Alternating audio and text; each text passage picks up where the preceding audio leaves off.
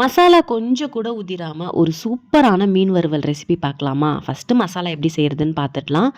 1 1/2 table spoon அளவு மிளகாய் தூள், 1 டேபிள் ஸ்பூன் மல்லித்தூள், 1/4 டேபிள் ஸ்பூன் அளவு மஞ்சத்தூள், 1 table spoon garam masala, 1 table spoon மிளகுத்தூள், 1 டேபிள் ஸ்பூன் சீரகத்தூள், 1 டேபிள் ஸ்பூன் அளவு இஞ்சி பூண்டு பேஸ்ட்டு, தேவையான அளவு உப்பு ஆட் பண்ணிக்கோங்க. 1 1/4 டேபிள் ஸ்பூன் அளவு கார்ன்ஃப்ளவர் மாவு, ஒரு அரை லெமனை பிழிஞ்சு விட்டுக்கலாம். 2 டேபிள் ஸ்பூன் அளவு எண்ணெய் எடுத்துக்கிறேன். சமையல் எண்ணெய் தான்.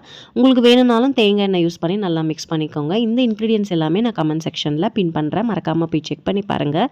எந்த மீன் வேணாலும் நீங்கள் எடுத்துக்கலாம். நான் இன்றைக்கி ஜிலேபி மீன் தான் எடுத்திருக்கேன். மசாலாவை நல்லாவா அழுத்தமாக எல்லா இடத்துலையும் மிக்ஸ் பண்ணிவிட்டு அரை மணி நேரம் போல் ஊற வச்சுருங்க. ஊற வச்ச மீன் எடுத்து ஒரு அயன் பேனில் கொஞ்சமாக எண்ணெய் விட்டு எண்ணெய் சூடானதும் மீனை மீடியம் ஃப்ளேமில் வச்சுட்டு திருப்பி திருப்பி போட்டு நல்லா டீப் ஃப்ரை பண்ணி குக் பண்ணி எடுங்க. மசாலா கொஞ்சம் கூட உதிரில் பாருங்கள்.